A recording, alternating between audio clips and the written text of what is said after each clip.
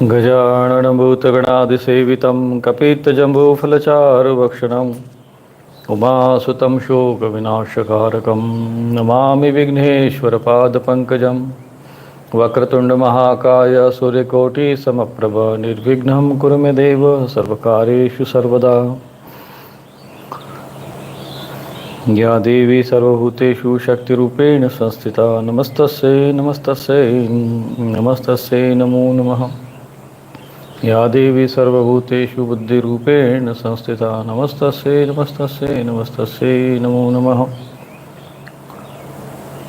व्यासं व्यासकरं वन्दे मुनिं नारायण स्वयं यतः प्राप्तकृपालोकालोकामुक्तः कलेर्गृहान् यस्य तुण्डाच्युतच्युतो राजतेयं रसात्मकः तमच्युतं तथा कुञ्जे सुपूजन्तं सुखं भजे। श्रीधरं श्रीधरं वन्दे श्रीधरैकपरायणं यस्यैव श्रीप्रसादेन श्रीधरेयं कृतिकृता राधा भक्तिर्हरिर्ज्ञानं ताभ्यां या च समन्विता तां श्रीभागवतीं गाथां वन्दे युगलरूपिणीम्। गुरुब्रह्मा गुरुविष्णु गुरुदेवो महेश्वर गुरुसाक्षात् परब्रह्म तस्मै श्रीगुरुवे नमः।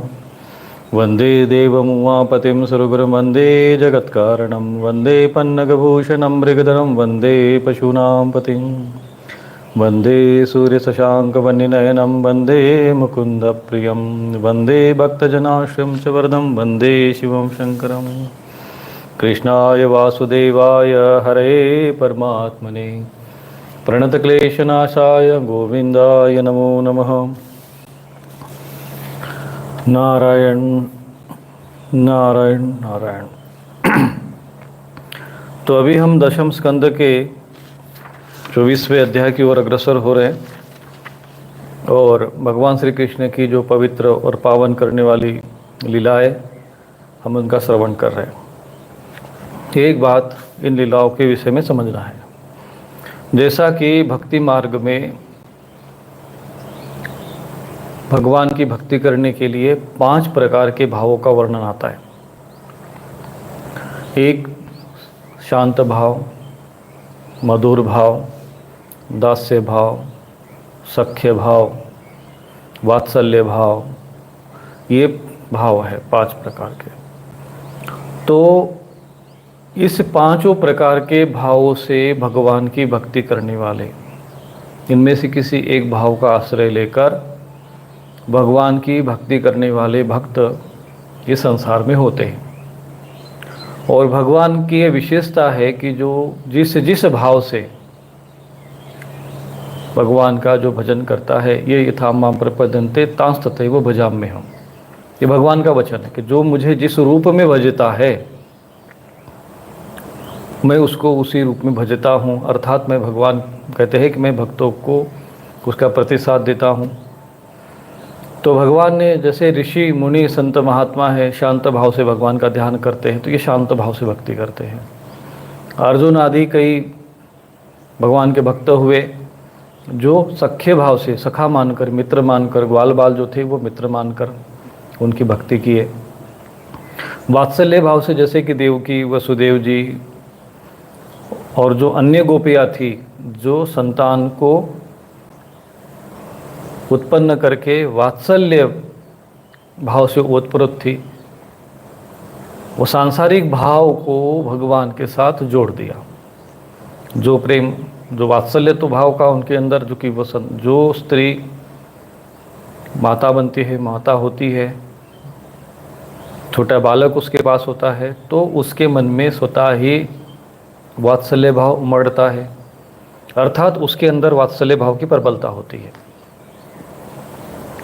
तो वात्सल्य भाव की प्रबलता होने के कारण उन सभी गोपियों ने भगवान की बाल लीलाओं का आनंद लिया, भगवान के बाल स्वरूप का ध्यान किया, क्योंकि उनके अंदर जिस भाव की प्रबलता थी वो था वात्सल्य भाव। प्रहलाद, श्री हनुमान जी या अन्य भी जो भक्त हुए भगवान के, वह भगवान की उपासना दास्य भाव से करते थे कि मैं भगवान का दास हूँ, सेवक हूँ। भरत जी हुए, शत्रुघ्न जी हुए, तो दास मानकर भगवान की सेवा करना, तो उनके भीतर सेवा का भाव अधिक है। तो ये जिस जिस व्यक्ति के अंदर, जिस भक्त के भीतर जिस भाव की प्रबलता होती है, वो उसी भाव से भगवान का ध्यान करता है। और यही भक्ति मार्ग की जो है साधना पद्धति है, यही भक्ति करने का विधान है। तो जैसे जिस भाव की प्रबलता हो, जैसे एक स्त्री है, अभी उसका विवाह हुआ, उसको संतान हुई, अपने आप ही उस पुत्र के स्नेह में उसके स्तनों से दूध निकलता है, क्योंकि वात्सल्य के भाव, और वात्सल्य भाव के बिना यह संभव नहीं है। अर्थात उन गोपियों में जिन्होंने भगवान को बाल रूप में ध्यान किया, उनके भीतर वात्सल्य भाव की प्रबलता थी। जो सखा थे, उनके अंदर सखा भाव, मित्र भाव की प्रबलता थी। वो वात्सल्य भाव से सेवा नहीं कर सकते थे। किसी में होता है, अर्जुन है जैसे, भगवान के प्रति वो सेवा भाव नहीं बना पाए। सखा भाव था, मित्र भाव था। तो जिस भाव से आप भगवान को भजते हैं, तो भाव जो शब्द है ये हम लोग समझते नहीं हैं। भक्ति मार्ग में जो भी भाव शब्दों को नहीं समझेगा और नहीं जिएगा, वो भगवान की भक्ति नहीं कर सकता। आपका भगवान के साथ भाव संबंध होना चाहिए, और फिर भगवान के साथ भाव संबंध कौन सा बनेगा? तो भगवान के प्रति, भगवान की लीलाओं को देखकर, भगवान का चिंतन करके आपको भगवान के प्रति क्या मन में भाव आता है, किस भाव की प्रबलता आती है, ये महत्वपूर्ण है। और इसी आधार पर आपका भक्ति का मार्ग तय होता है। अब मीरा जी का देखेंगे तो उनके मन में भगवान ने भगवान को प्रेमी माना, क्योंकि एक तो स्त्री पुरुष के प्रति स्वतः ही वैसे आकर्षण, यौवन अवस्था, तो यौवन का सबसे बड़ा प्रबल भाव क्या होता है? पुरुष के प्रति आकर्षण। तो जो सांसारिक विषय, इंद्रिया जो जिस विषय को में लग जाती, सांसारिकता में लग जाती है, यही बात आपने प्रकृति पुरुष विवेक में जो भगवान कपिल मुनि जी ने अपनी माता को सुनाया,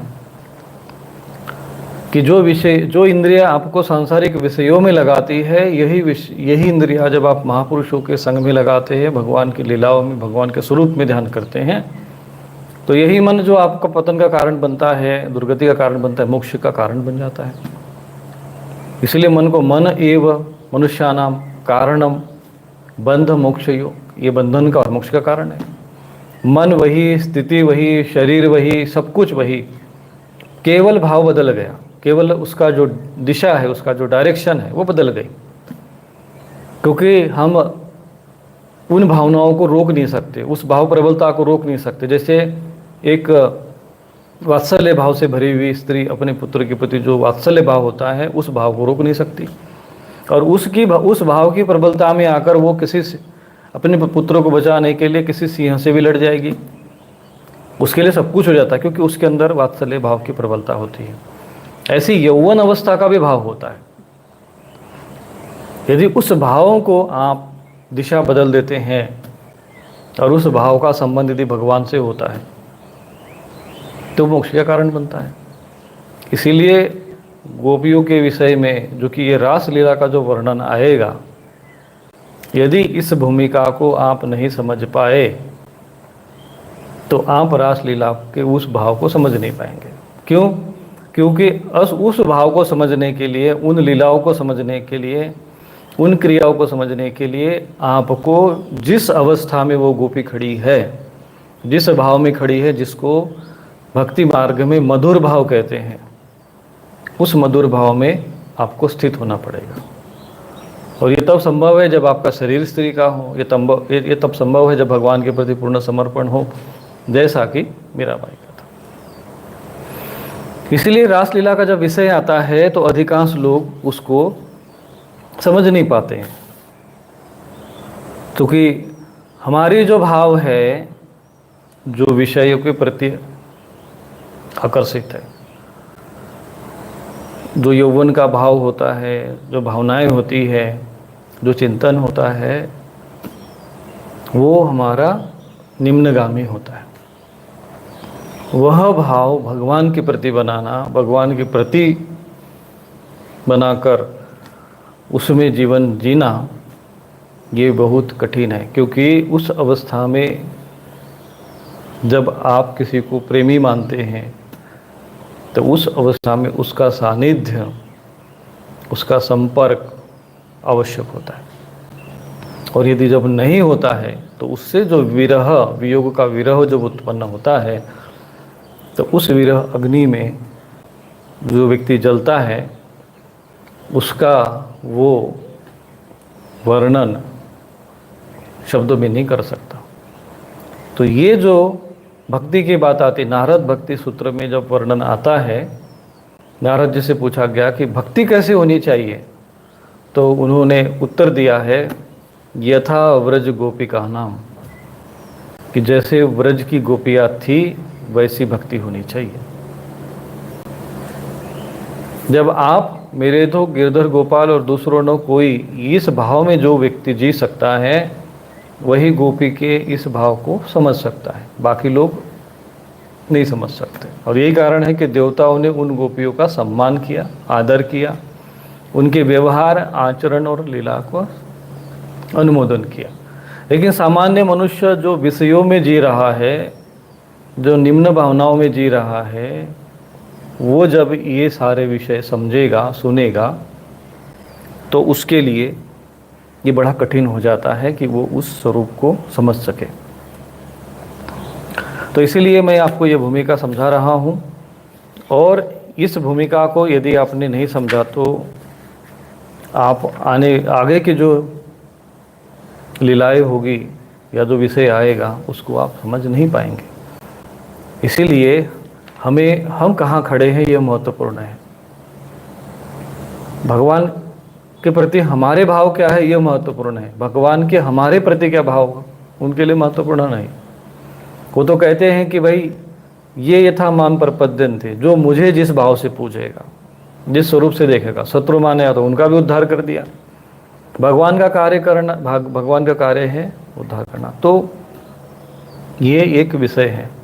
अब ये सारी गोपियाँ मिलकर भगवान के साथ सब मिल रही है, सब एकत्रित हो रही है। यौवन अवस्था की है, अभी बहुत ही किशोर अवस्था में जी रही है, लेकिन यौवन का भाव उस समय में कम आयु में उत्पन्न होता था शरीर में। वैसे लज्जा आदि के जो स्वभाव है जो स्त्री के अंदर आते यौवन के साथ में, जो बाल्यावस्था से ऊपर उठकर आते हैं, उसमें वो जी रही थी, उस भाव में स्थित थी। तो उन्होंने उसी भाव से भक्ति की, जिसको मधुर भाव कहते हैं। और ये सभी नंद गोप सुतम देवी पतिम में कुरुते नमः, कि नंद का जो सूत है, वो जो पुत्र है, वो मेरे पति हो। अब एक स्त्री किसी एक पुरुष से प्रेम कर रही हो और दूसरी स्त्री उसके साथ पता चल जाए कि ये भी उसके साथ प्रेम कर रही है, तो स्त्री का स्वभाव है नारी न मोहे नारी के रूपा, कि नारी को दूसरी नारी का स्वभाव जो है वो कभी उसको अच्छा नहीं लगेगा। और ऐसे में ये विषय जब आएगा कि एक स्त्री दूसरे स्त्री के साथ जब वो देख लेंगे कि हाँ यार ये दोनों एक ही पति को, एक ही व्यक्ति को पति मान रही है, तो वो केस जो है वो कहाँ जाएगा आप समझ सकते हैं। परंतु यहाँ जो है राग, द्वेष, ईर्ष्या, इन विकारों से ऊपर उठकर ये विषय है, इसलिए उनमें न तो परस्पर कोई राग है, न परस्पर द्वेष है। वो परस्पर आपस में चर्चा करती है, ये भी जानती है कि हम सभी मिलकर उनसे प्रेम करती है, फिर भी एक दूसरे के प्रति ईर्ष्या नहीं है। जबकि ईर्ष्या एक ऐसा भाव है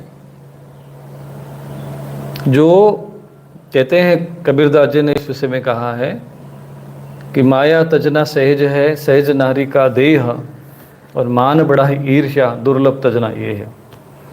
कि ये अगर कोई व्यक्ति ऐसे भी होंगे कि जो स्त्री की वो माया भी उन्हें धन त्याग देगा, राजपाट त्याग देगा।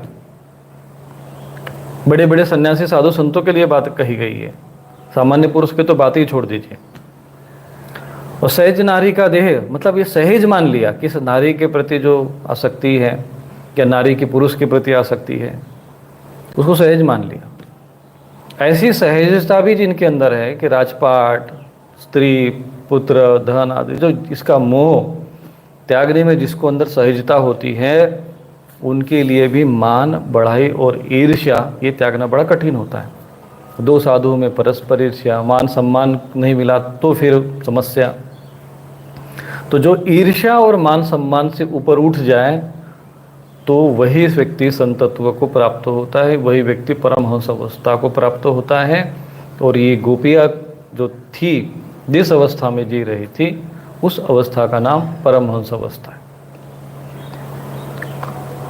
तो उसी अवस्था की स्त्रियां, और आप यदि गर्ग संहिता का अध्ययन करेंगे तो पता चलेगा कि कौन से ऋषि ने कितनी तपस्या की भगवान के उस स्वरूप का अनुभव करने के लिए, तब वो गोपी बनी है। भगवान वो सारे ऋषि जो है गोपी के शरीर में, गोपी का शरीर धारण किया। तो जब तक आप भगवान भक्ति और भाव